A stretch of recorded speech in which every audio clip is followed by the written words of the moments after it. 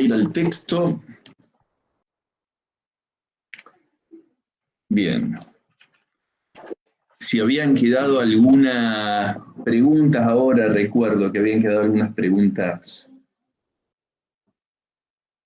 pendientes.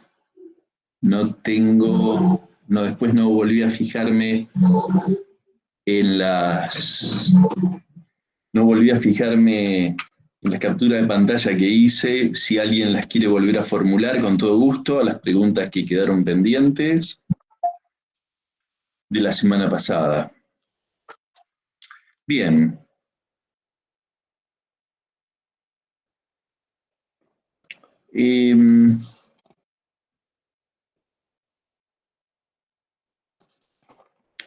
Bueno.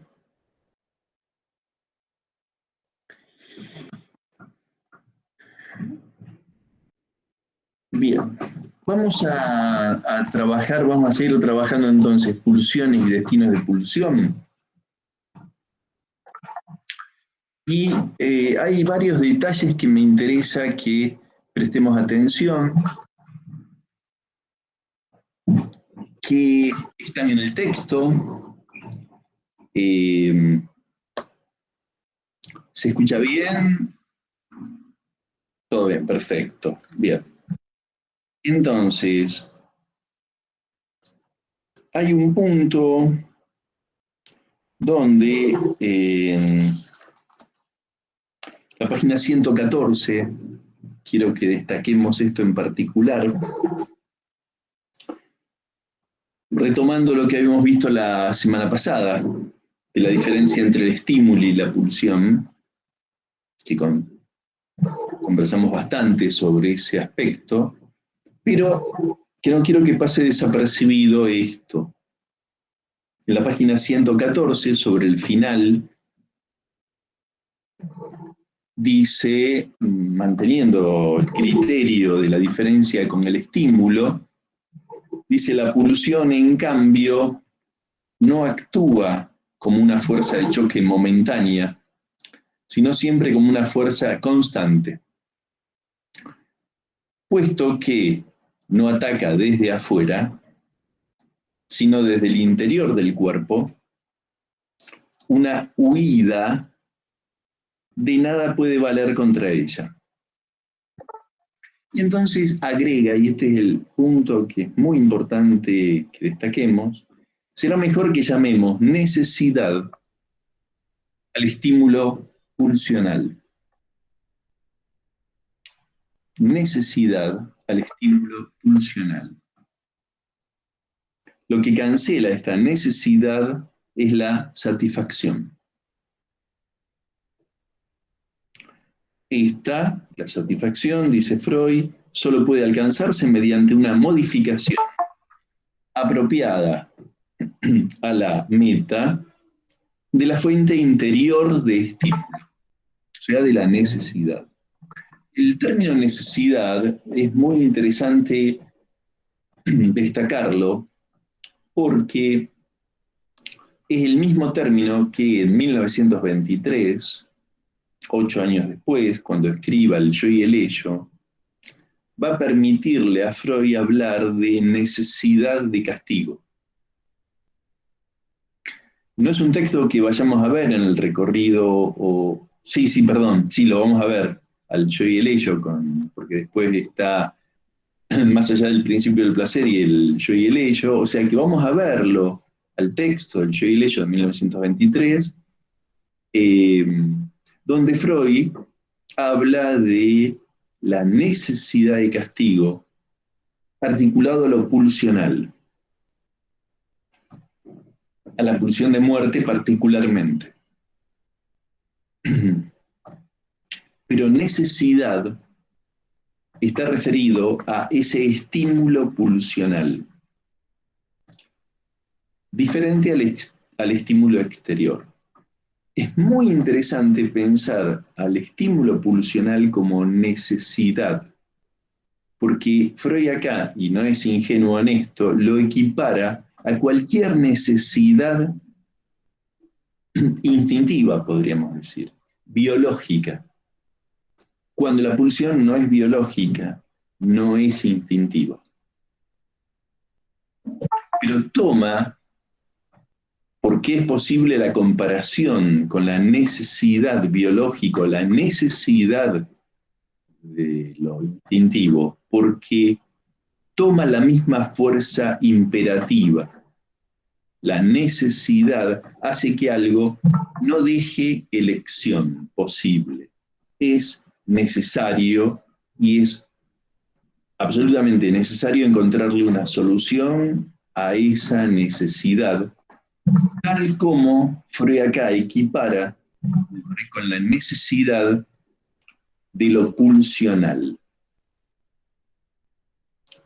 Es un detalle que no es conveniente que pase desapercibido, primero porque le da un carácter a lo pulsional lejos de la característica propia del deseo.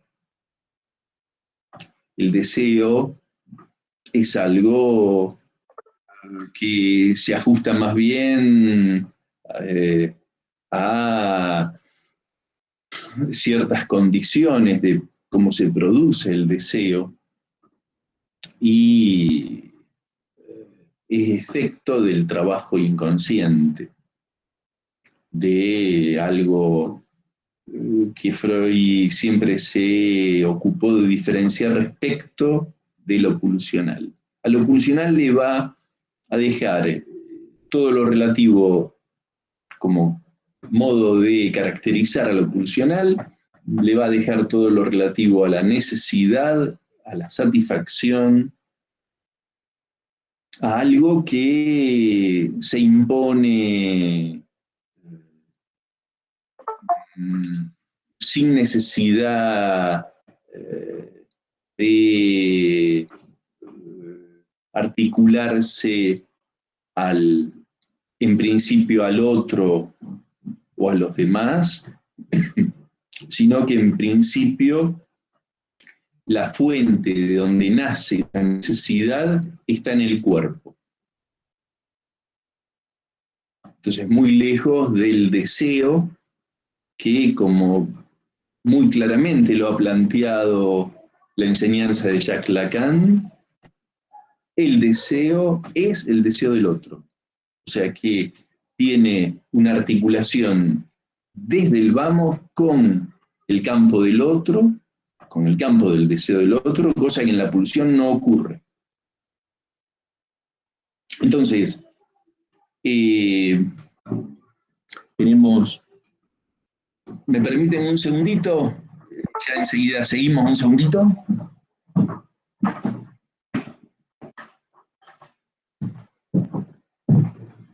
Muy bien, entonces, ese es un detalle que quería que destacáramos.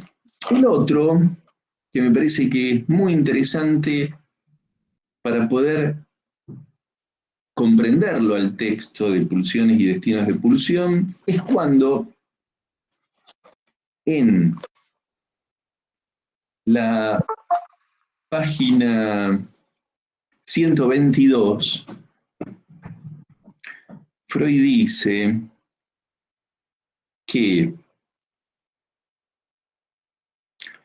está en el tercer párrafo de la página 122, y Freud dice, puesto que no tengo proyectado hablar de la sublimación y de la represión, aquí solo nos resta describir y examinar los dos primeros puntos, el trastorno hacia lo contrario y la vuelta hacia la persona propia. Atendiendo a los motivos contrarrestantes de una prosecución directa de las pulsiones, hay que captar el sentido de la frase, atendiendo a los motivos contrarrestantes que contrarrestan una prosecución directa de las pulsiones, los destinos de pulsión, y involucra a los cuatro, pueden ser presentados también como variedades de la defensa contra las pulsiones.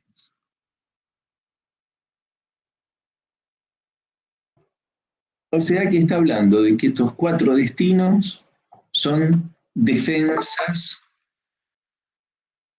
contra las pulsiones. ¿Qué es eso? ¿A qué se refiere Freud con que, primero, haya que defenderse de esa necesidad pulsional? Y segundo, que los 4, y no solamente la represión, sea un modo de defensa contra la pulsión.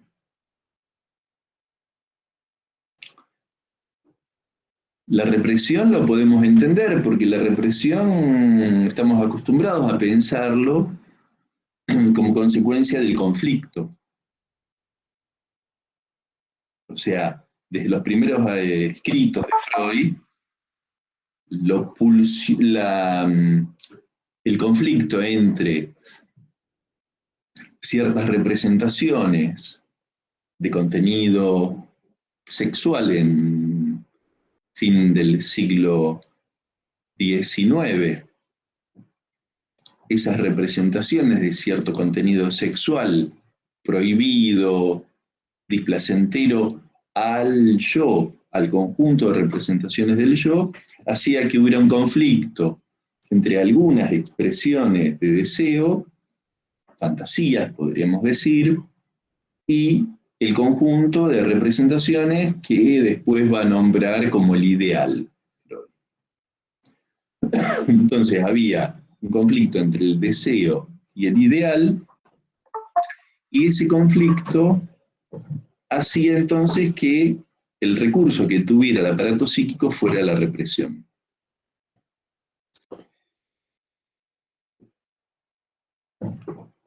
Entonces tenemos la idea de una defensa, como le llamaba Freud. Se defendía el aparato psíquico de aquello que le resultaba displacentero. Bajo el imperio del principio del placer, se defendía del disgusto, del displacer, del conflicto que le podía acarrear mantener en un mismo plano ciertas expresiones de fantasía y los ideales en juego en la conformación del yo.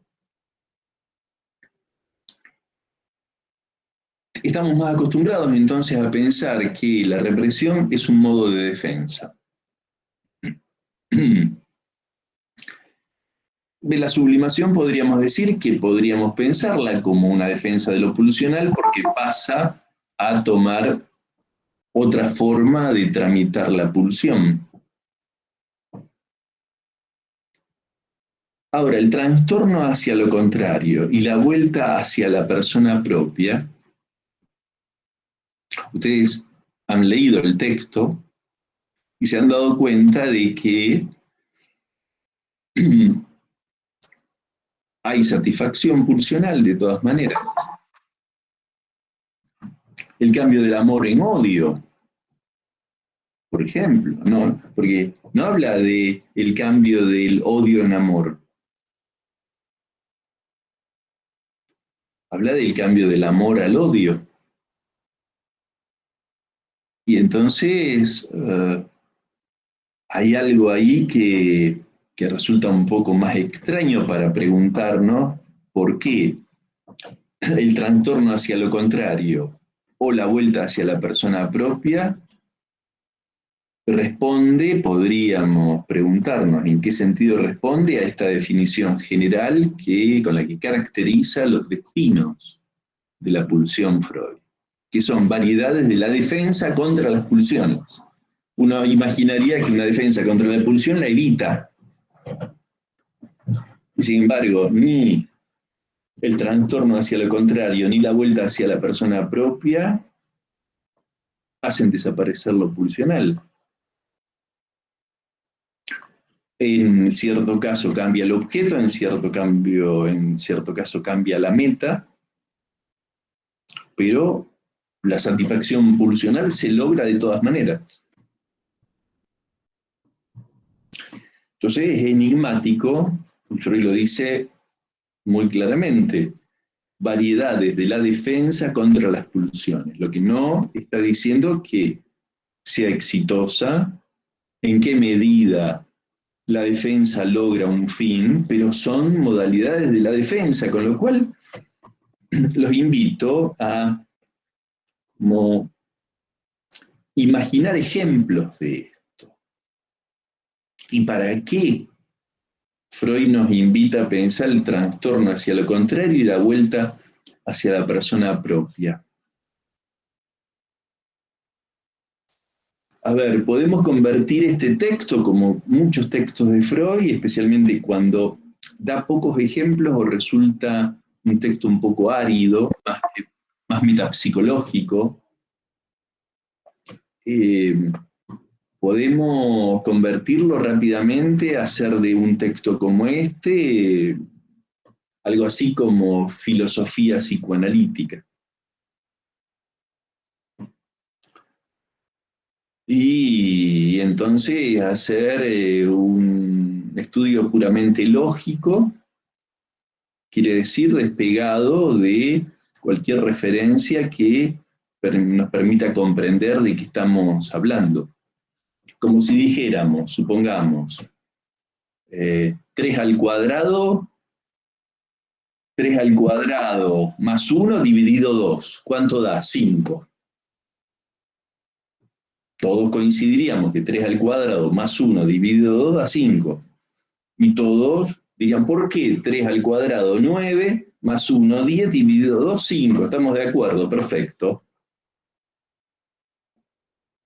Ahora, ¿de qué estamos hablando? Cuando decimos 3 al cuadrado más 1 dividido 2 igual a 5. ¿De qué estamos hablando? No hay, eso tiene la lógica pura, que se llama matemática, cuando hablamos de universales y uno dice, ¿pero para qué sirve? Bueno, los satélites con los cuales gracias a los cuales nos estamos comunicando por estos medios virtuales, no serían posibles sin las matemáticas. O sea que uno de las matemáticas sabe lo de la escuela primaria y secundaria, pero verdaderamente el sentido de las matemáticas, porque lamentablemente no nos han transmitido que eso sirve para algo siempre. Y que es apasionante. Pero no convirtamos el texto de Freud en un texto de lógica matemática, donde podamos aprender de memoria una fórmula, repetirla, va a estar bien, pero no le entendimos ni para qué sirve, ni qué aplicación tiene, ni qué sentido tiene que Freud le haya dicho en la vida. Freud lo dice a esto, y eso nunca nos olvidemos, como respuestas a preguntas que él se hizo por escuchar a pacientes. Con lo cual, no solamente a los pacientes, sino a él mismo como su propio paciente, como alguien que se interrogaba sobre sus satisfacciones pulsionales. Y estas son respuestas que fue presentando a raíz de esa experiencia que le sirvieron a él para entender cómo puede ser que alguien pase del amor al odio, pero tan rápidamente, o que a la persona que más ama sea a la persona con la que más manifiesta su hostilidad. ¿Cómo entender eso? ¿Cómo entender que una madre, un padre que ama a sus hijos tenga expresiones de violencia y de odio con una intensidad inimaginable? Ahora, si alguien le hiciera algo a ese hijo o a esa hija, no lo permitiría de ningún modo. Entonces, es algo incongruente. Y él, no digo todos los días, o ella, padre o madre, no digo todos los días, puede ser, pero frecuentemente es quien más daño psíquico, más dolor le produce a ese hijo o a esa hija.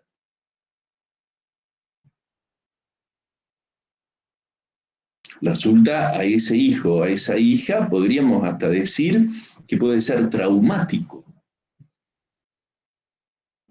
con las consecuencias traumáticas que tiene en la vida, consecuencias de fijación. El trauma siempre tiene una relación con la fijación. Entonces, estamos hablando de algo,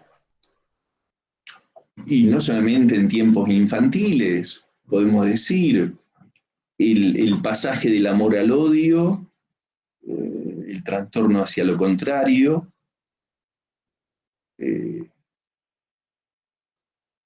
cuando dice, por ejemplo, la vuelta de una pulsión de la actividad a la pasividad. Tomemos ese ejemplo, pasemos del amor al odio a la vuelta de la actividad a la pasividad.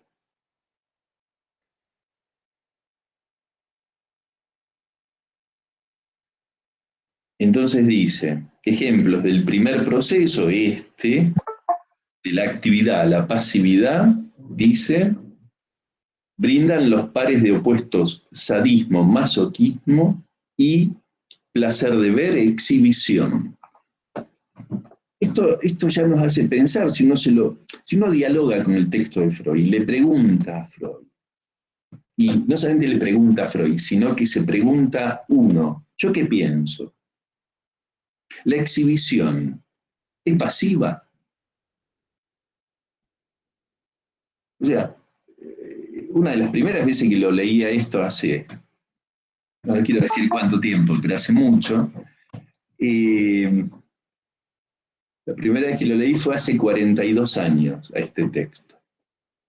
Y me acuerdo, hace 42 años, estaba en la facultad en ese momento, y veo eso y dije, un exhibicionista no es pasivo, es activo, un tipo que va y se hace ver. Y me estuvo dando muchas veces, mucho tiempo vuelta a eso en la cabeza, hasta que capté que no es en relación a los demás, en relación a la pulsión que hay una pasividad, no en relación al mundo. Entonces, cuando uno le pregunta al texto, pero se pregunta uno también, y se anima a dar una respuesta, y a ver en qué no coincide mi respuesta con la de Freud, eso hace que el texto diga mucho más, se vivifique. Entonces, son detalles que los invito a considerar detenidamente y para pensar y que cada uno se pregunte cómo lee pulsiones y destinos de pulsión. ¿Por qué, insisto, pasar de actividad a pasividad sería una defensa contra la pulsión? ¿Por qué? ¿Qué dice cada uno de esto? ¿Por qué pasar de él, como dice acá, el placer de ver activo a la exhibición, pasividad, porque eso es una defensa contra la pulsión? O sea, el exhibicionista, si lo generalizamos, el exhibicionista de cualquier edad, no solamente el adulto exhibicionista que ya como perverso, ya algo le está pasando complicado para que tenga que ser un perverso exhibicionista, el niño exhibicionista o la niña exhibicionista, o si ustedes quieren, el sujeto histérico tiene algo del exhibicionismo. A veces en exceso, y esto hace un poco bizarra la presentación que hace alguna persona histérica, mujer u hombre, a veces muy bajo las formas de la civilización y del momento de la cultura. Entonces hay formas seductoras de exhibicionismo que son muy interesantes porque se ajustan a los parámetros de una época. Pero a la pulsión sigue siendo pasividad. Ahora, ¿por qué eso sería una defensa contra la pulsión? Cuando al mismo tiempo, le da una satisfacción. O sea, son las paradojas interesantes, muy nodulares, que nos plantea Freud en el texto, eh, y que me parece que no las resuelve en este momento, las continúa trabajando y las mantiene como preguntas sobre lo que él llamaba la bruja metapsicología, sobre eso que llamaba los mitos, sus mitos. Freud consideraba que tenía dos mitos, el mito de Edipo y el mito de las pulsiones. Sobre esos dos mitos construye eso, dos grandes columnas de la teoría psicoanalítica, el inconsciente y lo pulsional. Entonces, tenemos sadismo, masoquismo y placer de ver exhibición. Actividad en el caso del sadismo y del placer de ver, actividad, y pasividad, pero pasividad en cuanto a la pulsión, no a la relación con los demás.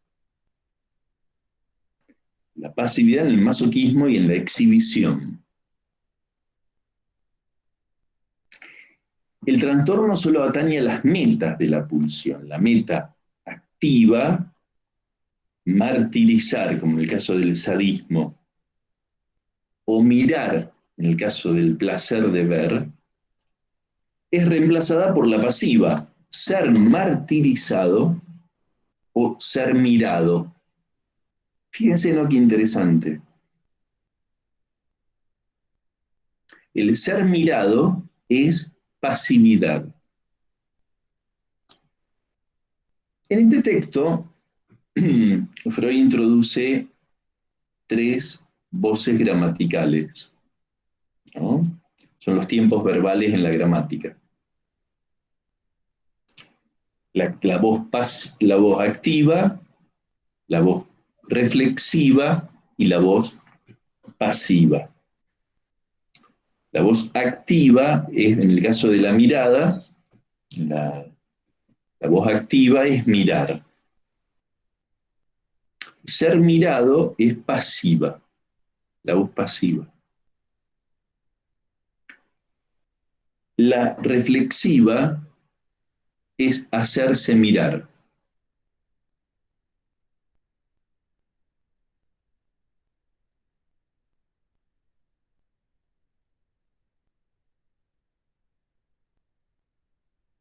No, perdón, la reflexiva es mirarse. La reflexiva es mirarse.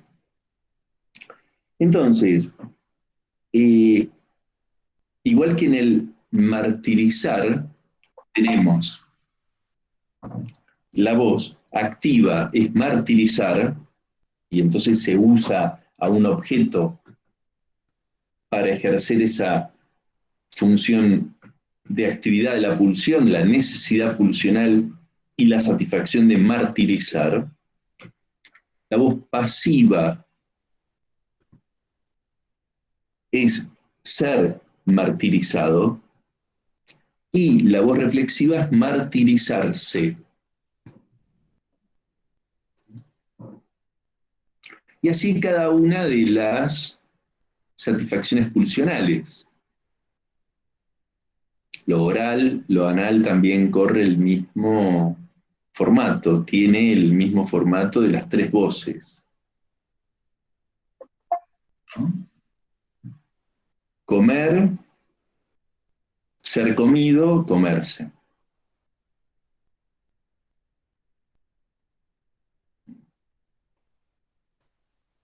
Entonces,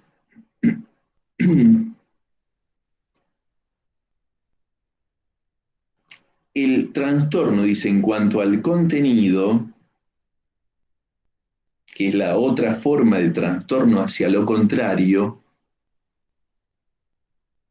el trastorno en cuanto al contenido, se dice Freud, se descubre en este único caso, la mudanza del amor en odio.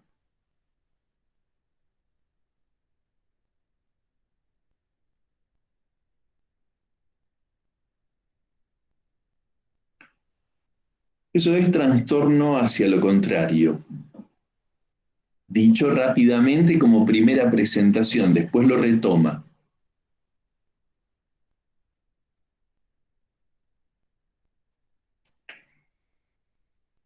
Dice, la vuelta hacia la persona propia se nos hace más claro, dice, si pensamos que el masoquismo, que es muy frecuente en la vida humana, que no hay que pensar en el masoquismo sexual únicamente. El masoquismo puede tomar formas que después el mismo Freud va a detallar en un texto muy rico que es El problema económico del masoquismo. Formas que hacen al modo de relación con los demás, que no tienen, que están muy alejados del escenario sexual, del encuentro sexual. El masoquismo puede ser una forma de relación con los demás. Y entonces, ese masoquismo, dice Freud, es sin duda un sadismo vuelto hacia el yo propio. En más de una ocasión, o sea, aquí en este texto ubica primero al sadismo como primer momento en esta dupla sadismo-masoquismo, primer momento el sadismo, luego el masoquismo como vuelta de ese sadismo hacia el yo propio. Después de 1923, y especialmente por cómo piensa la pulsión de muerte, el primer momento va a ser masoquista, y entonces el sadismo es un tratamiento del masoquismo por la vía de dirigir la pulsión de muerte a un objeto. El masoquismo va a ser el masoquismo, lo que él llama masoquismo primario. Como habla de represión primaria, identificación primaria, eh, también habla de masoquismo primario. Y no va a hablar nunca de sadismo primario. O sea, en este texto lo ubica como primer momento al sadismo, eh, por cómo construye la idea de los objetos y la construcción misma del aparato psíquico. El imperio del principio del placer le impide pensar en un masoquismo primario. Solamente cuando destituya al principio del placer como el principio que gobierna absolutamente toda la vida anímica, cuando lo destituya de ese lugar, puede pensar en un masoquismo primario, porque ese masoquismo primario implica el más allá del principio del placer. Eso después lo vamos a trabajar, ustedes lo están trabajando ya en algunas comisiones de trabajos prácticos, con más allá del principio del placer.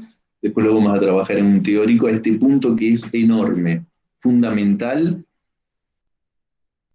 pensar qué es el principio del placer y qué es esa elucidación, lo que ha iluminado Freud con esa dimensión más allá.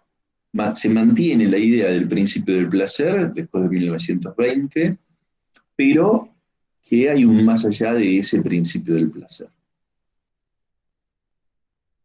Volvamos entonces a pulsiones y destinos de pulsión.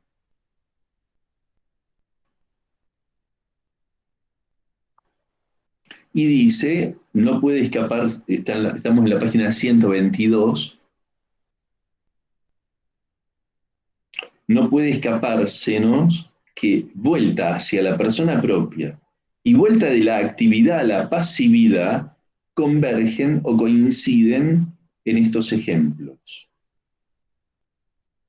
O sea que el masoquismo sería una vuelta hacia la persona propia y al mismo tiempo a la pasividad pulsional, según como lo piensa Freud en 1915.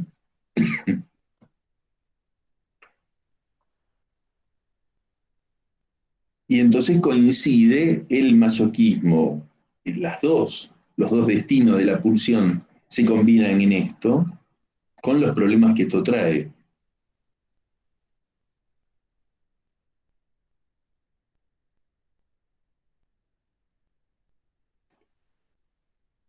Bien, problemas que son clínicos, o sea, eh, hay una dificultad del masoquismo en tramitar psicoanalíticamente el odio porque es una intensa satisfacción pulsional. Y cuando toma la forma del masoquismo, bueno, ahí tenemos una dificultad importante que muchas veces vemos claramente como la satisfacción masoquista, porque es paradójico pensar una satisfacción masoquista.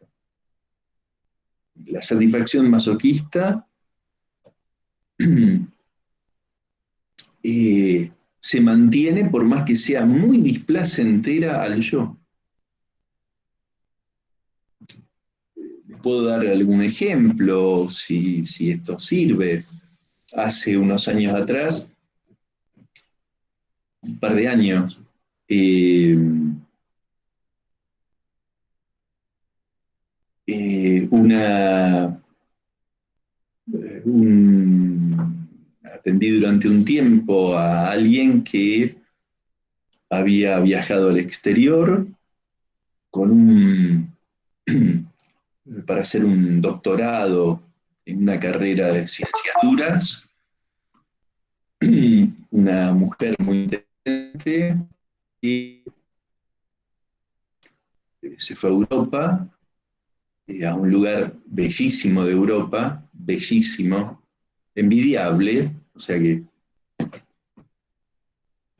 envidiable quiere decir que de algún modo el nombre de esa ciudad, cualquier persona que tenga una mínima cultura sabe que es el significante de un lugar atractivo, un lugar interesante para estar, un lugar culturalmente centro mundial de la cultura, con una historia que pasó gran parte de la vida de la humanidad por ahí. Eh, y se va eh, con una relación de pareja que había empezado mucho tiempo antes. Eh, bien, los dos con un proyecto importante, ella y él, muy importante cada uno de ellos en su ámbito para desarrollar allá en ese. Y me llama inmediatamente que se instaló ahí, un año y medio después que se ha instalado en ese lugar, porque todo le hizo el doctorado, la relación con su pareja, lo él le parecía que no le hacían nada, no sabía qué su vida. y lo que más le preocupaba era que se llevaban a las patadas con su pareja.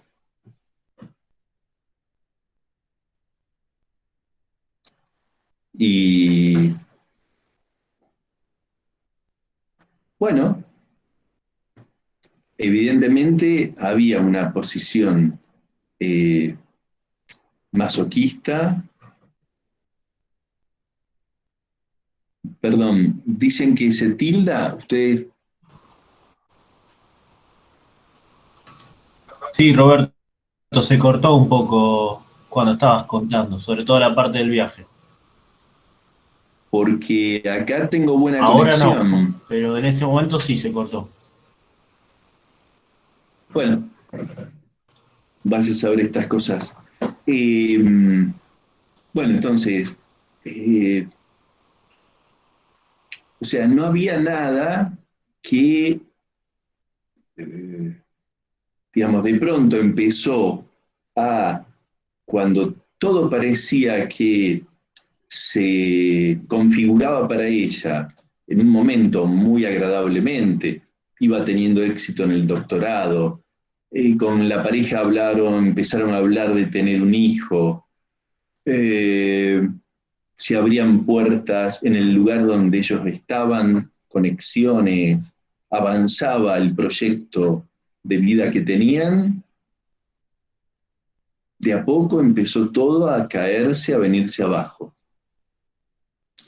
Y ella sabía que no le podía echar la culpa a él porque sabía que la que más hostilidad tenía, activa o pasivamente, porque ella reconocía, interesante, era muy inteligente en esto de percibir lo que hacía ella, era de que a veces esa hostilidad era muy evidente, de maltrato con su pareja, pero a veces era por ausentarse de la relación. O sea, o en la intimidad sexual o en una situación social, ella no estaba, desaparecía. Y esto a él lo enfurecía. Con lo cual, ella no podía dejar de preguntarse por qué arruinaba todo en su vida del modo que lo estaba haciendo. Y esto la lleva entonces rápidamente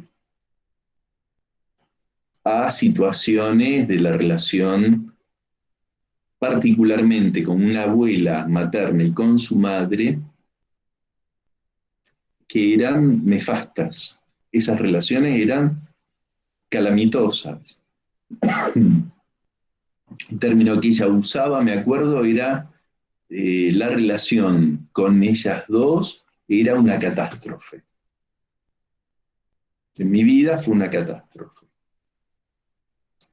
Y era el tiempo de algún huracán en Centroamérica y ella comparaba cómo se sentía de niña con las consecuencias del huracán que había pasado por los países de Centroamérica y la costa de Miami de Estados Unidos. Había quedado así.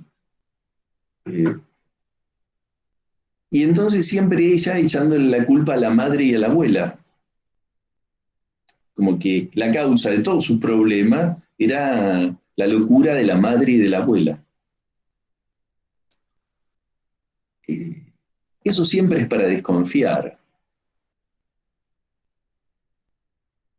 porque lo más fácil es echar la culpa al otro. Lo que uno tiene más a mano, siempre. Aunque tenga razón, aunque esas dos, la madre y la abuela de ella, hayan sido muy locas, que seguramente lo fueron, pero si ella no se pregunta qué le ocurrió a ella,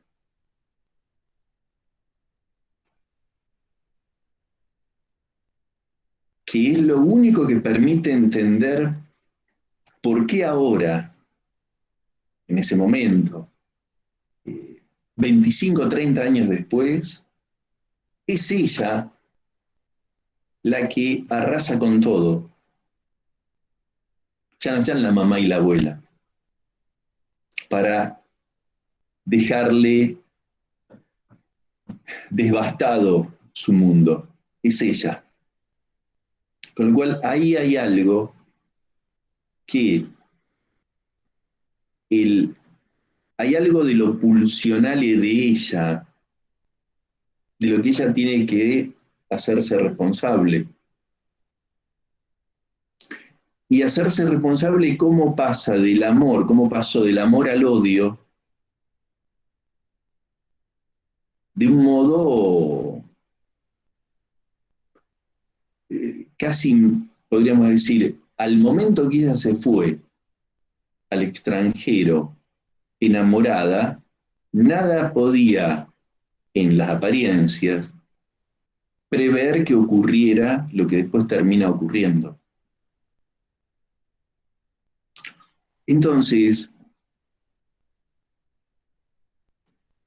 no solamente tenemos una dimensión de posibles identificaciones, que son edípicas, preedípicas en ella, con el inconsciente ahí como fuente de repetición, sino una satisfacción pulsional muy fuerte de ella, una necesidad que se expresaba como sadismo, pero de que lo que delataba ese sadismo era una posición masoquista, que es la misma que ella tomó con la madre y con la abuela.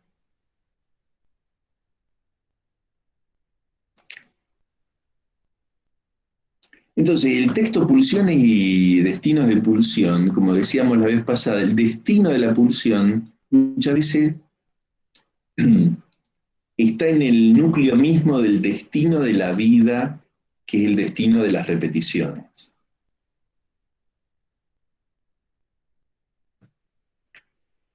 Con lo cual, por eso les invito a pensar como de qué está hablando Freud, que ustedes puedan pensar ejemplos, que se puedan preguntar a qué se está refiriendo Freud con esto, para no convertirlo en fórmulas aritméticas que aprendamos de memoria sin saber a qué nos estamos refiriendo. Bueno, el texto, ustedes lo han visto en las comisiones de trabajos prácticos, lo que es muy interesante distinguir que es un texto que, como es posterior a Introducción del Narcisismo, que fue escrito un año antes, que ya es, Introducción al Narcisismo ya podría haber valido como último texto de Freud para decir, bueno, queda en la historia del pensamiento occidental del siglo XX, y sin embargo, al año siguiente produce, elabora, publica Pulsiones y Destinos de Pulsión, todos los artículos de metapsicología, después viene Más allá del principio del placer.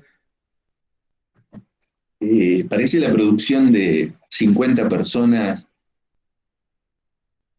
a lo largo de 200 años, y sin embargo es la producción de una sola cabeza de una forma que sorprende la cantidad de detalles que nos invita a tomar en consideración sobre algo tan, ¿cómo podríamos decirlo?, tan cotidiano en la vida como es el amor. Ustedes se dan cuenta que todos creemos saber qué es el amor. Cuando uno lee estos textos de Freud, dice, pero no es tan sencillo. Cuando él distingue la vía de lo que ocurre a nivel del objeto pulsional, en el texto Pulsiones y Destinos de Pulsión, y lo que ocurre a nivel del objeto de amor. Son dos cadenas distintas. En el texto están muy diferenciadas y entonces tenemos puntos muy interesantes como de relación, podríamos decir, que podríamos hacer, en el sentido de que una vez construido, constituida esa primera operación del aparato psíquico, que es la construcción del yo como objeto de la libido,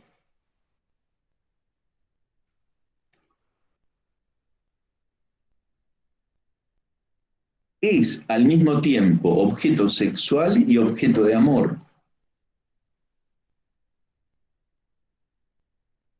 Y esto da toda una cantidad de consecuencias en la vida humana, que sea el primer objeto tanto de la libido sexual como que se configure el yo como objeto de amor.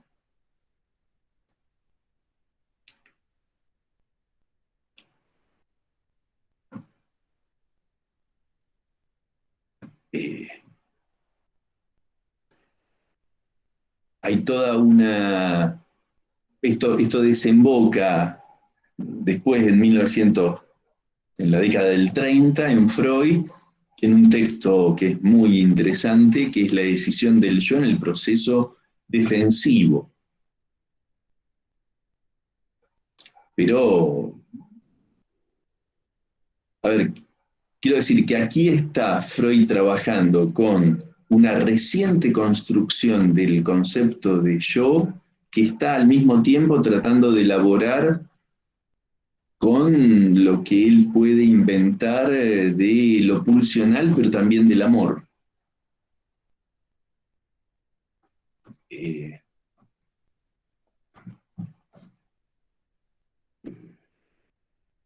y hay toda una cantidad de consideraciones cuando, por ejemplo, Freud trabaja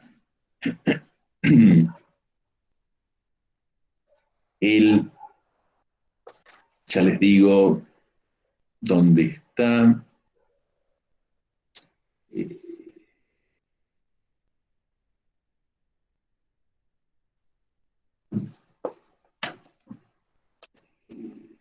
el objeto, fíjense, ¿no? Cuando Freud dice, el objeto de la pulsión es siempre objeto de las pulsiones parciales,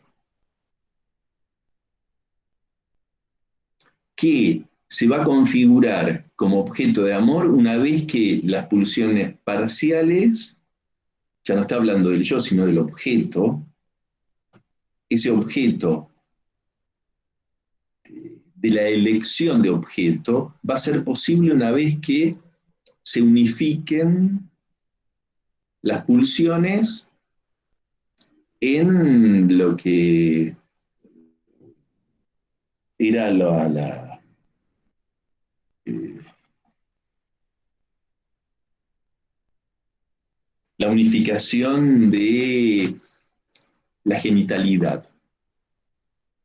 Después esto lo reemplaza Freud, o sea, la genitalidad pensada como con finalidades de reproducción. Pero después lo reemplaza por algo mucho más, a ver, menos confuso, incluso ideológicamente menos confuso, que es el primado del falo en el aparato psíquico.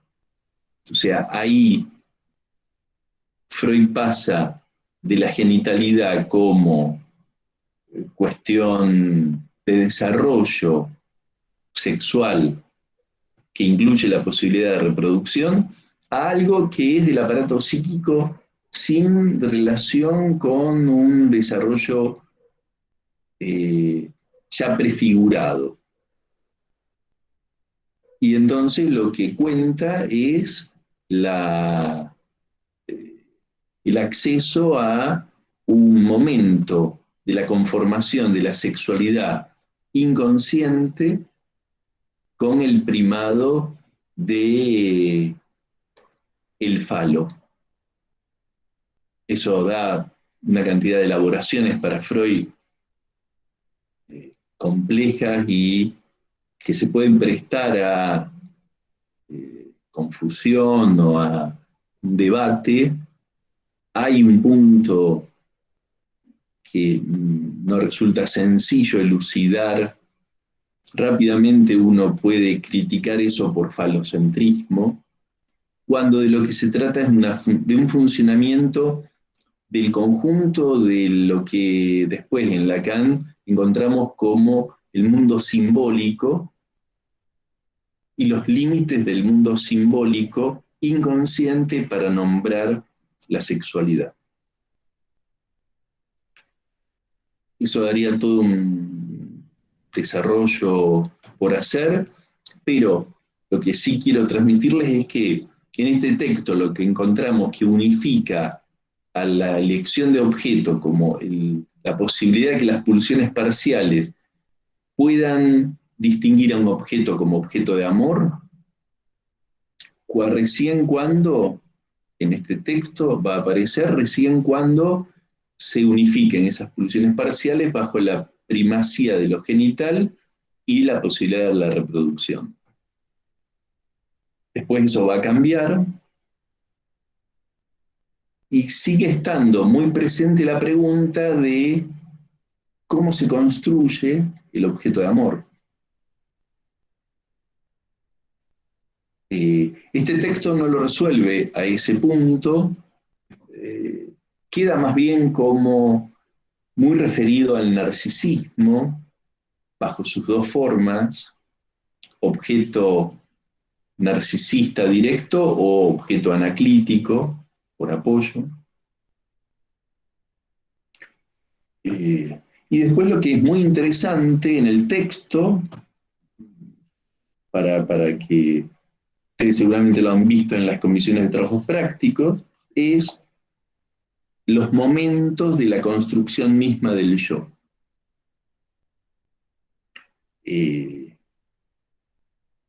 Hay un yo que va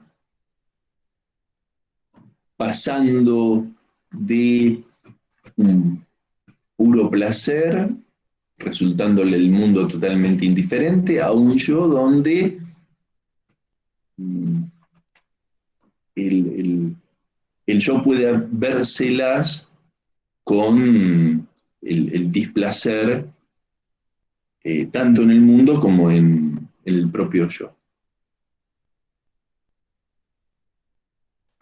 Eh,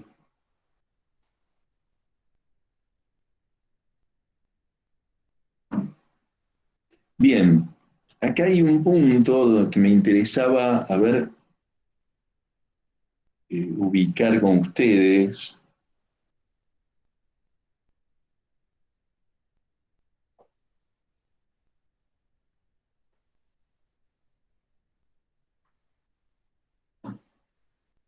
Por si hiciera falta, en la página 127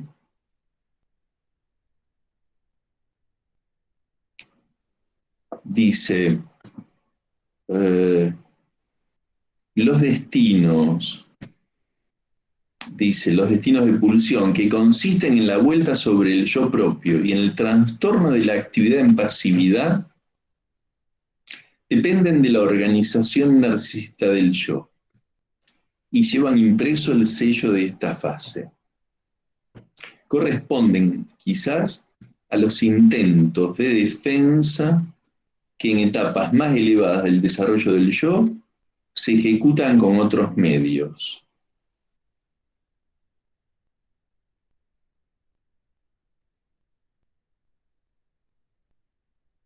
Y después más adelante dice el objeto de la pulsión de ver, que también primero una parte del cuerpo propio.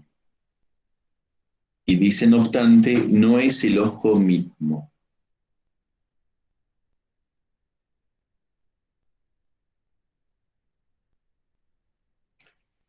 Después en la página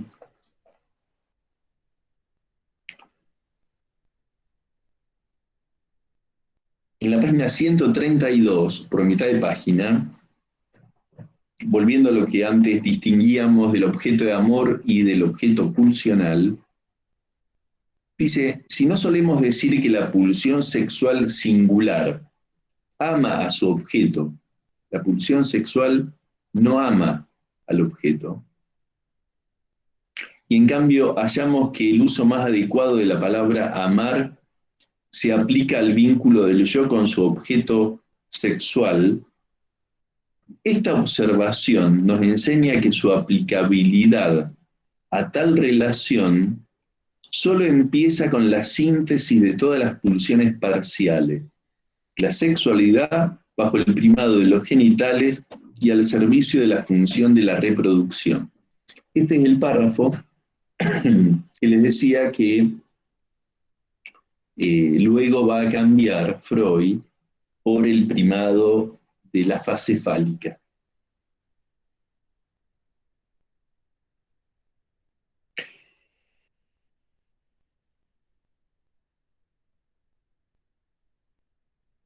Hay una consideración sobre el odio en la página siguiente, que es muy interesante.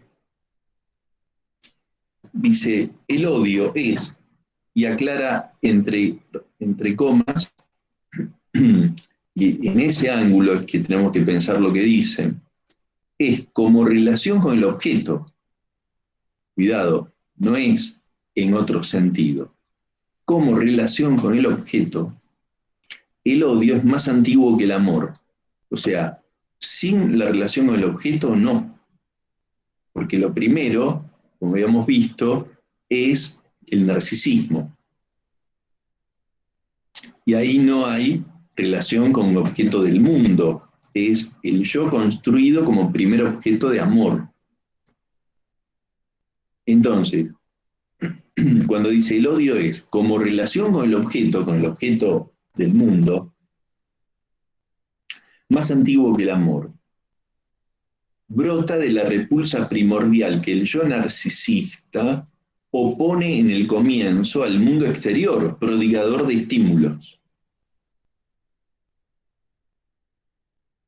Como exteriorización de la reacción displacentera provocada por objetos, mantiene siempre un estrecho vínculo con las pulsiones de la conservación del yo, de suerte que pulsiones yoicas y pulsiones sexuales con facilidad pueden entrar en una oposición que repite la oposición entre odiar y amar.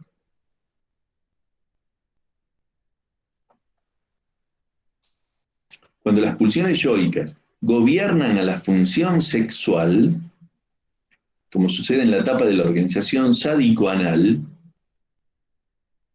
prestan también a la meta pulsional los caracteres del odio. Y esta es la base que alimenta pulsionalmente a la neurosis obsesiva.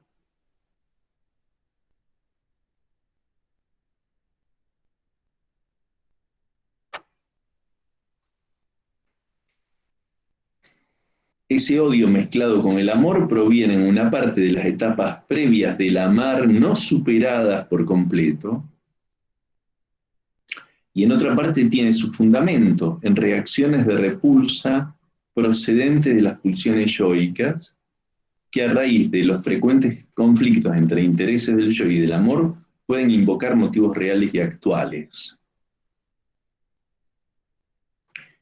Acá tenemos, o sea, lo que nos invita Freud a, tal como que nos invita a preguntarnos sobre qué entendemos verdaderamente por el amor más allá de que sea un sentimiento agradable, o sea, ¿cómo se forma el amor?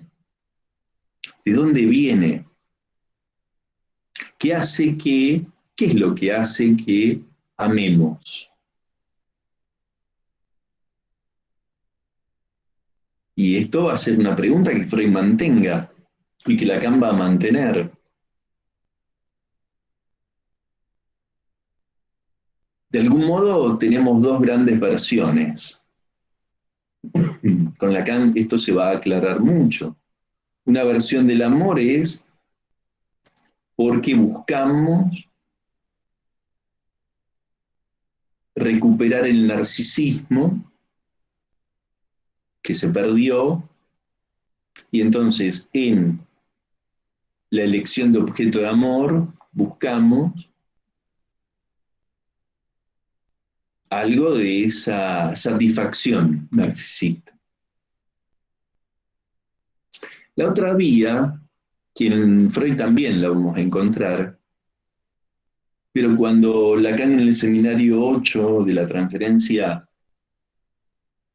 se pregunta qué es el amor con Platón, la pregunta que se hace Platón en el banquete es ¿qué es el amor? Y entonces dialogan varios filósofos y cada uno da su explicación de qué es el amor. Es maravilloso. Este texto, escrito hace 2400 años, podría ser escrito ahora. No sé si ahora podría ser escrito, no sé, no sé. Hace 2400 años se pudo escribir. Y entonces Lacan lo lee, lo trabaja en un seminario y destaca que lo que el amor muestra es que requiere el amor la falta en el otro. O sea, que el otro esté habitado por la falta. Cuando el otro está habitado por la falta, entonces se produce el fenómeno del amor. Eh, entonces tenemos dos versiones, una que es la falta en el sujeto por la vía narcisista y la falta en el otro en articulación con la falta provocadora de deseo en el sujeto que construye el vínculo amoroso. Eh, Ahora, la complejidad del amor es enorme, no es un fenómeno sencillo, va mucho más allá de los sentimientos. Las verdaderas raíces del amor, de la, de la experiencia amorosa en cada ser humano, son raíces muy como instaladas en lo más íntimo e inconsciente de la vida de cada uno, pero también las del odio, que es mucho más que un sentimiento o que una expresión agresiva. Entonces, el odio también es algo que nos invita Freud a trabajar en pulsiones y destinos de pulsión. Y es algo que no va a dejar de preguntarse Freud por el amor y el odio en gran parte de sus textos.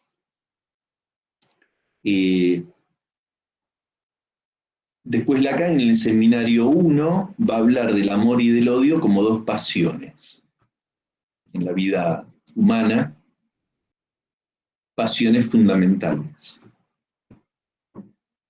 Y la pasión es un término filosófico, pero que tiene como la noción de alma, muy usada por Freud, es una noción filosófica. La noción de pasión es de una utilidad enorme. Eh, y las ubica Lacan como pasiones, al amor y al odio, con lo cual nos quiere decir que hay algo de esa articulación en cada una entre inconsciente y pulsión. La pasión en la filosofía es el equivalente de un modo de articulación entre el inconsciente y lo pulsional.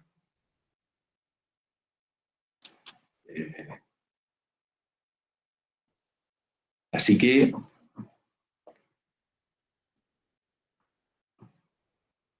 Cuando termina el texto, en la página 134, Freud dice algo que nos invita a reflexionar. Dice, podemos destacar a manera de resumen que los destinos de pulsión consisten en lo esencial en que las mociones pulsionales son sometidas a las influencias de las tres grandes polaridades que gobiernan la vida anímica. De estas tres polaridades, la que media entre actividad y pasividad puede definirse como la biológica, la que media entre yo y mundo exterior como la real, y por último, la de placer, displacer como la económica. O sea, estas tres polaridades, dice Freud, gobiernan la vida anímica. ¿Qué entendemos nosotros? Porque estas tres polaridades gobiernen la vida anímica. ¿Cuáles son las tres polaridades? Actividad-pasividad, yo, mundo exterior, y placer-displacer.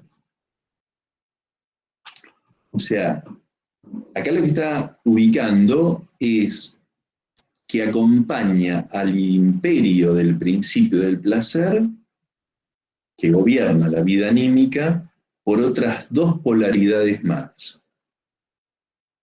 Actividad-pasividad de lo pulsional, no de la relación con los demás. Actividad-pasividad en cuanto a modo de satisfacción pulsional. Y la que está entre el yo y el mundo exterior.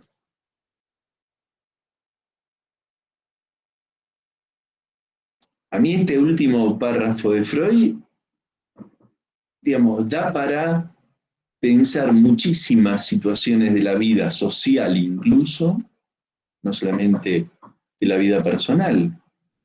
Hay que animarse a buscar ejemplos.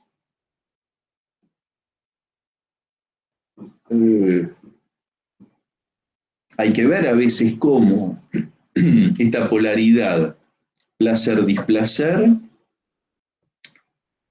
me parece que acá está ya anunciando de algún modo que hay algo que a él le permite, que hay algo más que el principio del placer en juego. Actividad-pasividad, claramente, el masoquismo está ahí, en esa delgada línea que es difícil establecer, actividad-pasividad como finalidad pulsional de modo de satisfacción, y el masoquismo está metido ahí, como pasividad, según Freud. Entre yo y mundo exterior, esta otra polaridad entre el yo y el mundo exterior, un yo que ya salió de un tiempo narcisista primordial y se las tiene que ver con un mundo exterior. Y esta otra gran polaridad entre placer y displacer. O sea, insisto, los destinos de pulsión consisten en lo esencial en que las mociones pulsionales son sometidas a las influencias de estas tres grandes polaridades. O sea, la moción pulsional sometida a la influencia, por ejemplo, de yo mundo exterior, esto es el anticipo del yo y el hecho. Donde de lo que se va a ocupar es de cómo se las arregla el yo, no solamente con la pulsión, sino con el mundo exterior.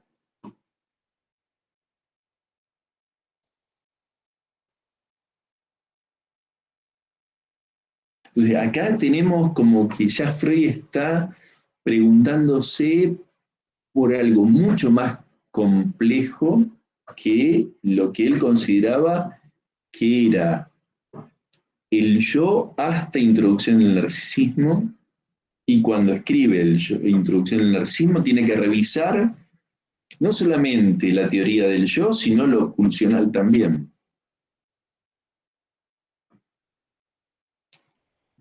Esto es lo que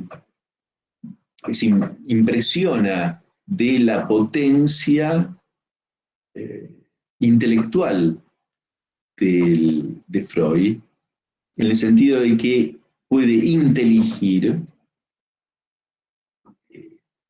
de un modo lógico que algo que introduce en la doctrina establecida hasta ese momento, él es el primero en cuestionar todo lo que estaba establecido. Esto es de una honestidad, de una franqueza intelectual enorme por parte de Freud y de una aventura. Ahora nosotros tenemos los 24 o 23 tomos de las obras completas de Freud en la biblioteca. Freud no lo tenía eso y entonces tenía que ser el que las escribiera. Y no sabía lo que iba a escribir al año siguiente. Eso da un poco de vértigo. Cuando uno se lo pone a pensar, a Freud escribiendo esta última parte, y no sabiendo las consecuencias que esto iba a tener. Y esto iba a tener consecuencias 4 años después, 8 años después. Es conmovedor esto. Es la aventura de alguien que se animaba a interrogar lo que él mismo había establecido. Y como doctrina fuerte, no es que eran comentarios al pasar, frases sueltas que había dicho. Había establecido una doctrina sólida que él mismo, cuando introduce un nuevo concepto, una nueva perspectiva, él es el primero en poner en cuestión. Esto es una enseñanza enorme de alguien con una fortaleza de espíritu, de investigación, de confianza en la investigación y en la honestidad. O sea, desde los primeros escritos de Freud lo que encontramos es que hay un gusto de Freud por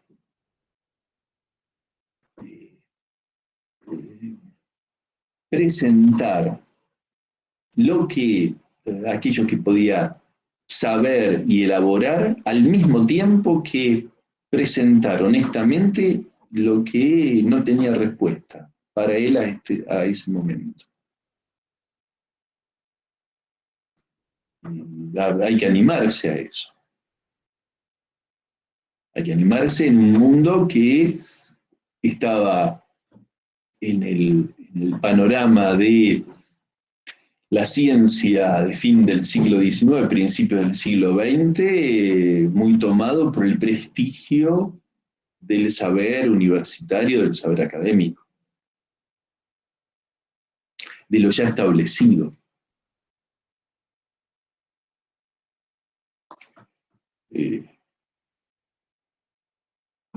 Bueno, a ver, no sé, no he visto, hay algunas preguntas. A ver. Profe, ¿Sí? disculpe, yo tengo una pregunta que no me termina de cerrar. Sí. No lo había pensado de esa manera y cuando usted lo dijo como que me quedó medio suelto. Esto de la pasividad respecto a la pulsión. Entiendo que es al modo de satisfacción, pero no entiendo en qué sentido la satisfacción como pasiva. Eso es lo que no me queda del todo claro. Muy bien, interesantísimo, Sofía. Te agradezco la pregunta porque permite aclarar un detalle. La satisfacción no es ni pasiva ni activa. O sea, la satisfacción es satisfacción, se logra. O sea, por eso viene bien esta pregunta, Sofía, porque Y lo que llama mucho la atención en este texto, si uno se lo pone a pensar verdaderamente, y esta pregunta muestra que querés entenderlo, si uno se lo pone a pensar este texto, hay frases que cuesta encontrarle bien como la precisión epistémica. A ver, si él dice que el estímulo de la pulsión es siempre necesidad, y que lo único que reduce esa necesidad momentáneamente es la satisfacción, que sea activa o pasiva, la forma de encontrar esa satisfacción termina en satisfacción y parte de la necesidad. O sea, con lo cual la pasividad o actividad no es aplicable ni a la necesidad ni a la satisfacción como hecho, como consumada, sino los modos, los recorridos por los que va de la necesidad a la satisfacción. ¿De qué manera? Dice Freud, supongamos el sadismo. Sadismo es activo. Activo dice bajo la forma de el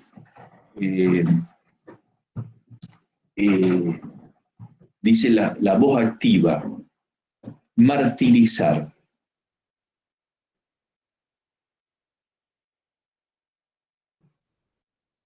¿Qué entender por pasividad bajo la forma de la voz gramatical, que es ser martirizado?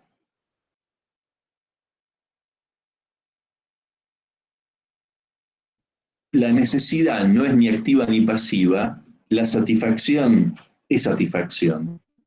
El modo que va de la necesidad a la satisfacción es bajo qué forma lo que él escuchaba en la clínica.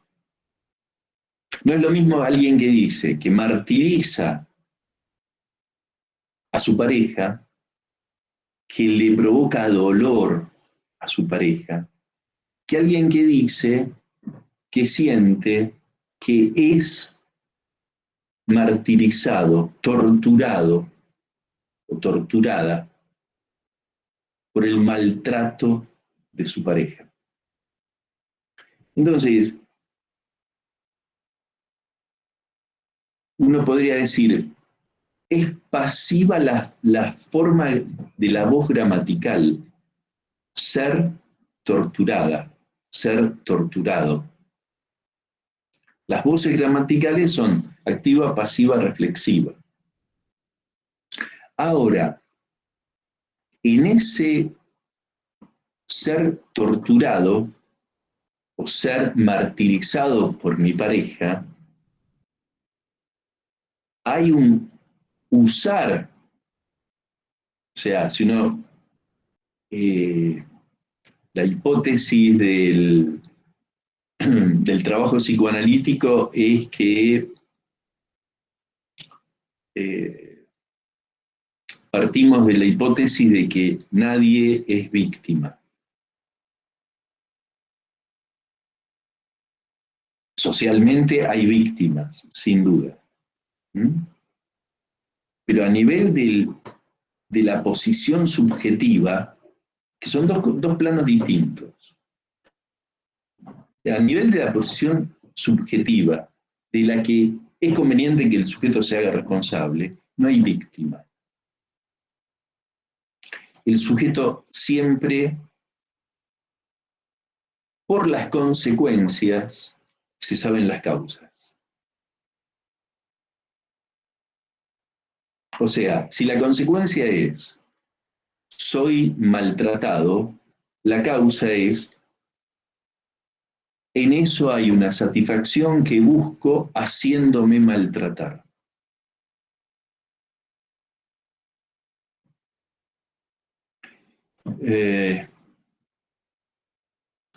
Ustedes podrán decir, pero hay excepciones a esto. A ver, les doy un ejemplo muy claro de una excepción.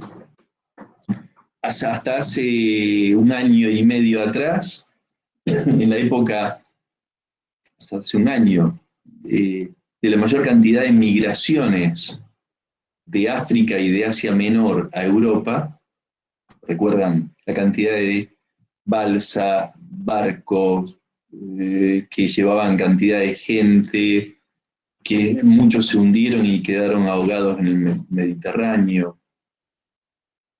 Llegaban enorme cantidad de migrantes a Europa. Eso todos nos enteramos.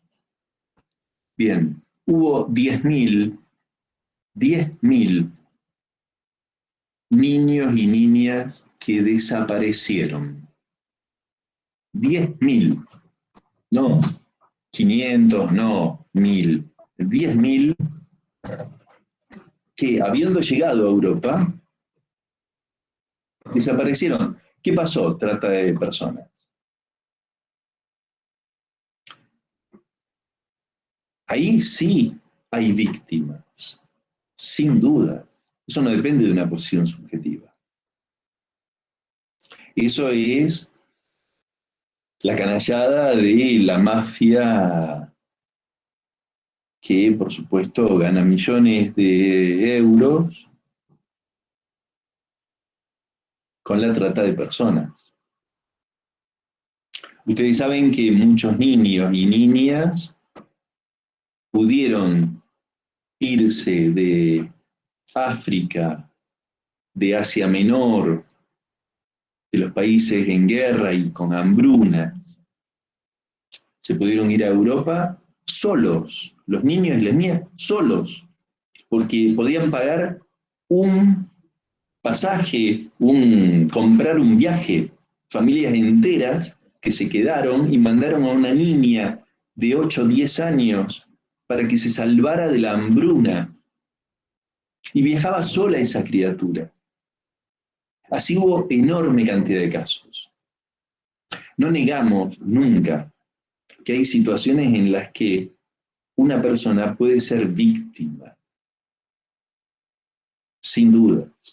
Y eso es un ejemplo. O acá en la misma Argentina puede haber situaciones en las que no podamos negar que hay víctimas de condiciones sociales, de condiciones económicas, víctimas de esta situación de cuarentena que les ha afectado la condición económica. No lo negamos a eso. Ahora, cuando alguien llega al consultorio, no llega una niña de 10 años que está secuestrada por la mafia europea.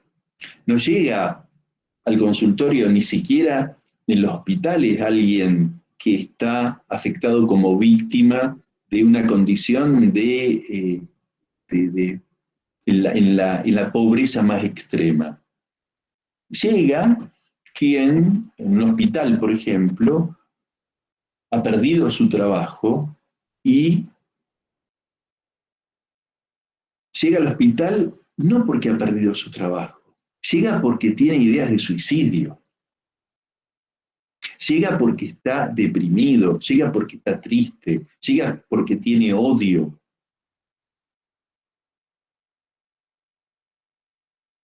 Entonces, estamos ante la opción de, bueno, está bien, y comprendemos que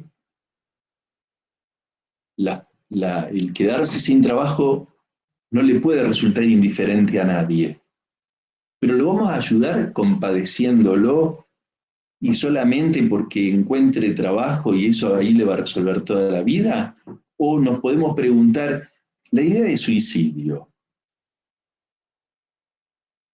¿no estará mostrando algo más? Ya no nos interpela, ya que alguien nos contó que tuvo fantasías de suicidio. ¿No nos interpela que lo escuchemos con las orejas un poco más abiertas que por el hecho de que se quedó sin trabajo? Porque si cada persona que se queda sin trabajo se va a matar, y no es así la cosa. Cada sujeto responde a las circunstancias que le toca enfrentar, eso que vimos, las polaridades de la vida anímica, el yo y el mundo exterior, responde de un modo muy particular siempre. Entonces, a la pregunta que antes hacían, actividad-pasividad del destino pulsional, tengamos en cuenta de que se trata de el modo en que escuchamos en el consultorio, cuando alguien nos cuenta de cómo vive ciertas cuestiones referidas a lo pulsional, el sadismo, el masoquismo, el amor, el odio, el mirar, el oír, el comer.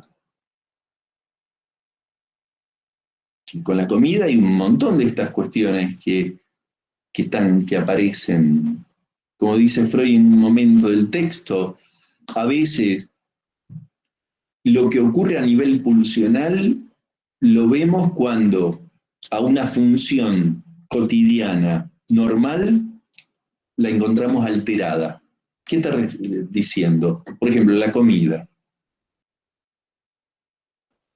Normalmente, digamos, podemos comer y no tener problemas, pero cuando eso está alterado a nivel de, por ejemplo, la anorexia, la bulimia, el atragantón, el dejar de comer, que se cierra el estómago, el rechazo al alimento, todo eso habla de algo pulsional que está en juego, en algo que hace a un plano que si no, no nos parece que no está la pulsión ahí.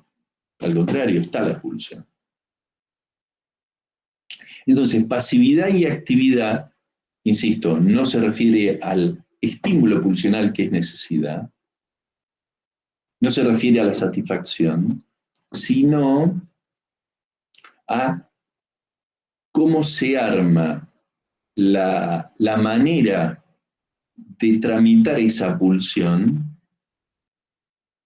en esa manera de expresar el cómo la vive a nivel de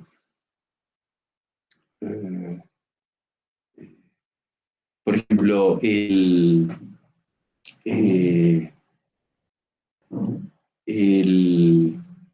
la humillación. La humillación. Humillar, ser humillado o humillarse. Son formas de la voz gramatical pasiva, activa, pasiva y reflexiva. Y quizás alguien toma mucha más frecuencia, como aparece en su vida, la voz activa de la pulsión. Y entonces se la pasa humillando.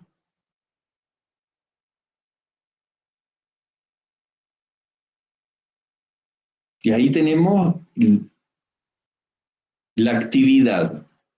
Ahora, la voz pasiva, ser humillado, no quiere decir que la pasividad implique poca actividad a nivel de cómo armar una situación que se decide inconscientemente armarla de una cierta manera. Ser humillado o humillada, si estoy permanentemente con amigas, amigos, parejas, familiares, que repiten esta escena en la que termino siendo humillado, puede ser una manera de satisfacción bajo la forma pasiva, pero eso requiere de una elección de mi parte de mantener esas condiciones de humillación. Y me tengo que interrogar entonces en análisis qué me pasa que esto se repite. Por eso el eje de la materia, síntoma, repetición y pulsión, lo queremos, en este programa nuevo queríamos como destacarlo, y nos parece que pulsiones y destinos de pulsión es un texto que da cuenta de esto, aunque no habla de síntomas, Freud en este texto, habla de modos de satisfacción pulsional y diferentes caminos que toma la satisfacción pulsional, extraños estos caminos. A ver,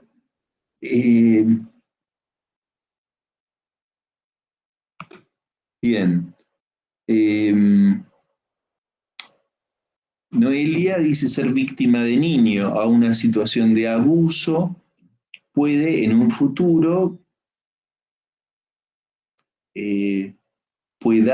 quedar, me imagino, en esa posición sintomáticamente, ¿verdad?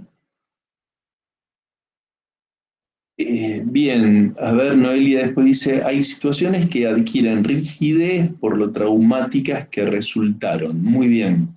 Este es un tema enorme, muy interesante. ¿Cómo pensamos el trauma? El trauma para el psicoanálisis,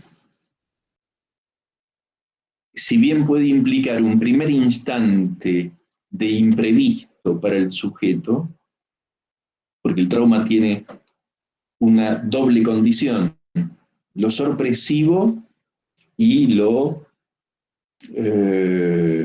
abrupto pero no abrupto, lo sorpresivo y lo como desbordante de desagradable, de placentero. Dice Freud, aquello inasimilable. Ese es el término que usa Freud, inasimilable. Tiene que ser sorpresivo e inasimilable. Pero eso es un primer instante. Incluso el abuso. Ahora, eso es el trauma. Mantenemos respecto de esto el mismo criterio. No hay víctimas. O sea, el efecto del trauma, que le llamamos traumatismo, el traumatismo, en el traumatismo no solamente está el momento del trauma, sino, de algún modo, la elección que hace el sujeto que estuvo traumatizado en mantener eso como trauma con consecuencias para su vida.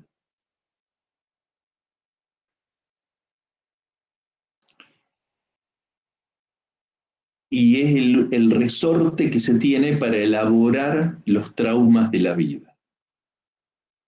Los traumas que no son no solamente abusos, violaciones y cosas terribles. Traumas pueden ser cualquier cosa que cumpla esas dos condiciones. Imprevisto, repentino y como de pronto y inasimilable en el momento. Inasimilable quiere decir incomprensible, inadmisible, inimaginable. O sea que hay algo de la malla simbólica e imaginaria que no puede comprender ni dar sentido a eso que irrumpe, dañando, perforando lo que Freud llamaba la barrera antiestímulos. Ahora, ese es el primer momento del trauma. Que el sujeto, después de años, mantenga el traumatismo con consecuencias para gran parte de su vida, eso no se explica por el momento del trauma.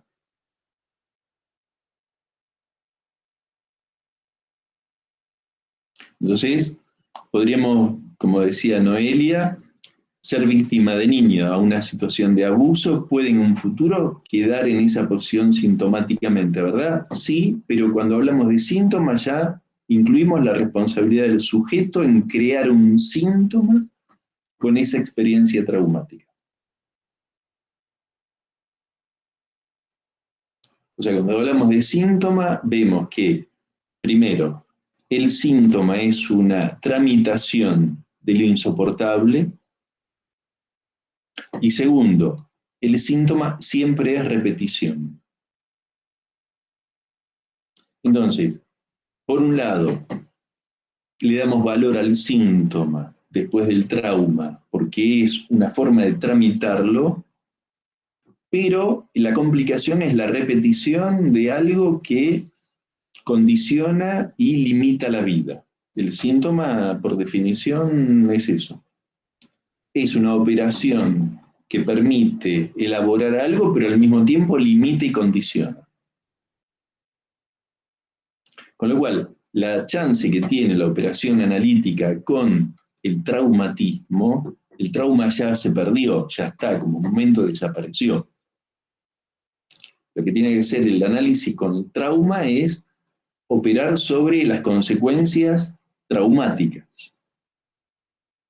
Y entonces, si hay algún síntoma, ver, ¿no es cierto?, que eso por algo se mantiene como repetición y poder ofrecer la posibilidad de tramitar de otra forma y resolver de otra forma que no sea bajo el modo repetitivo y condicionada la vida por esa repetición, y poder entonces verdaderamente dejar atrás, abandonar la repetición sufriente del trauma.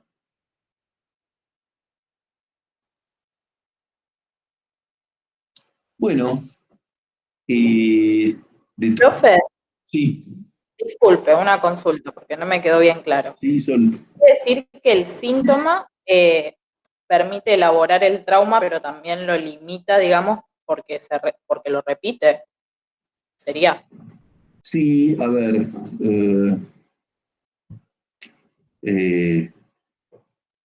primero tengamos en cuenta que el trauma no es el trauma, para el psicoanálisis el trauma no está referido a grandes momentos del trauma social, digamos.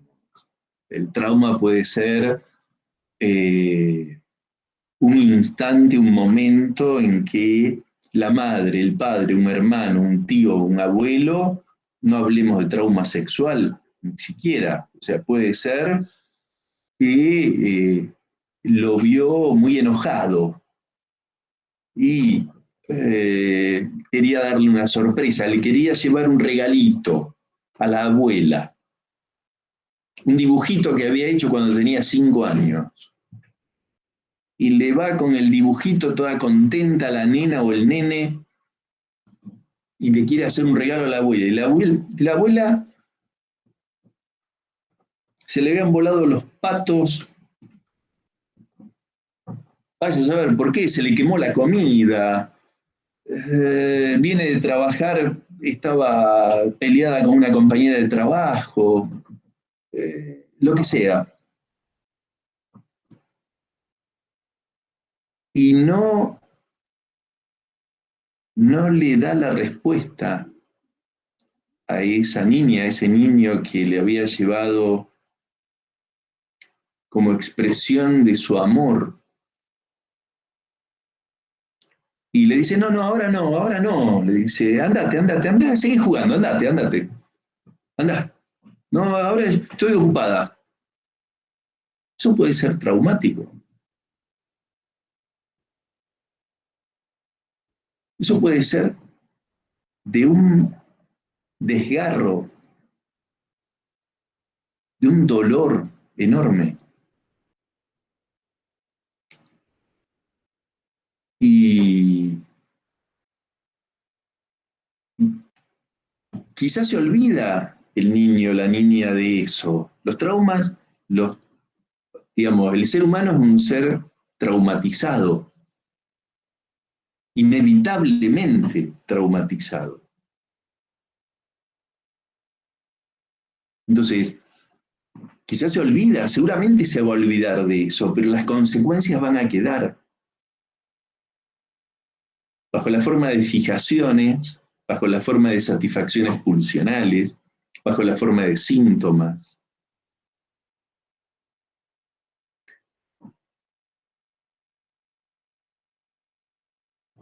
Y no podemos generalizar ni tampoco hacer prevención de los traumas.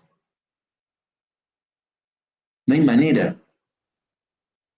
Porque si el trauma no es solamente una violación, no es solamente un momento que cualquiera, a la vista de cualquiera, sería traumático, perder a los padres en un accidente.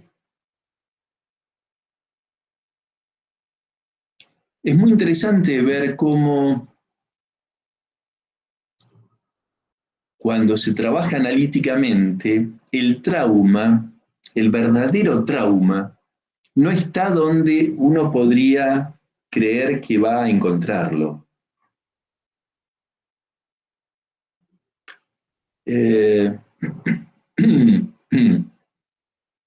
Hay muchísimos ejemplos.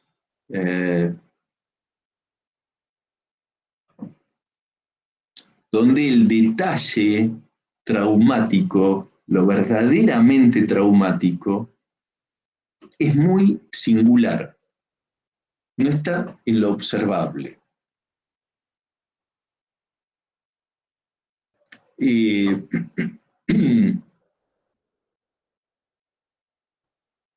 A ver, yo me acuerdo de una paciente de hace muchos años, que después de muchos años de análisis, cuenta algo que supo desde siempre, pero que el análisis le permitió ubicar qué fue lo traumático para ella. Ella, a una cierta edad adolescente, fue violada por el primo.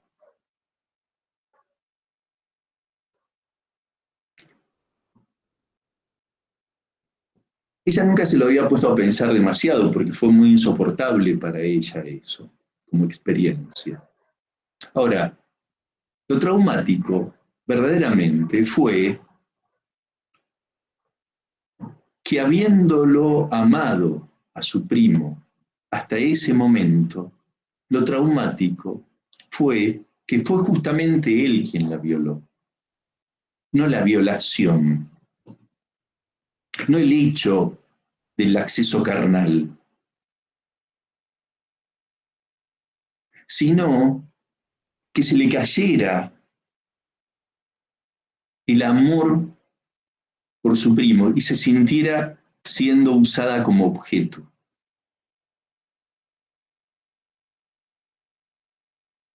Entonces, no es tan simple pensar el trauma en psicoanálisis.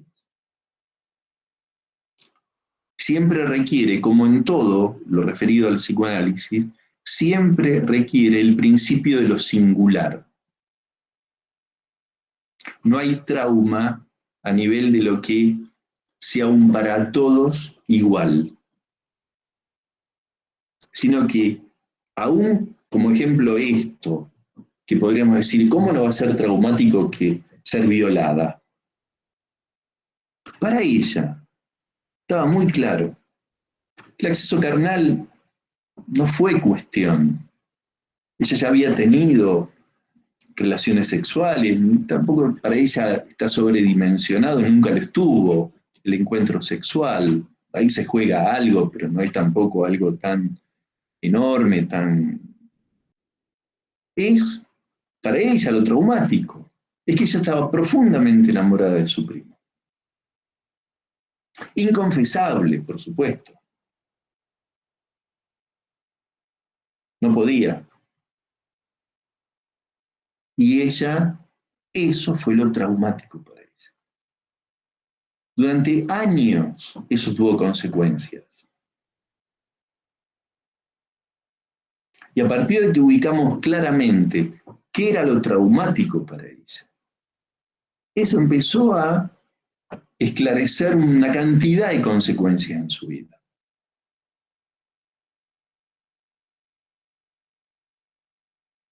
Entonces, bueno,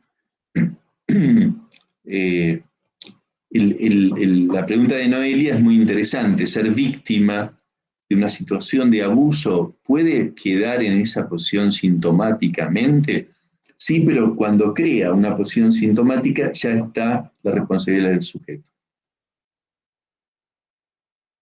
Y esto orienta en la clínica, les digo, porque el día de mañana alguno de ustedes va a practicar la clínica psicoanalítica.